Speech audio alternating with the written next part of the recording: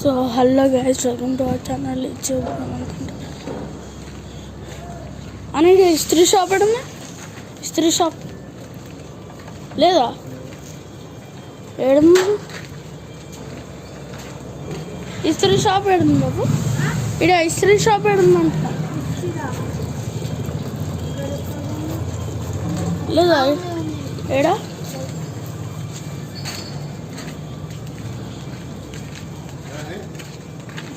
ఇస్త్రీ shop uncle ఏడుంది? ఏడా?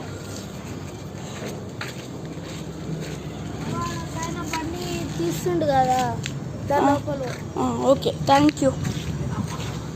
సో మనం చెప్పినట్టు వెళ్తున్నాము.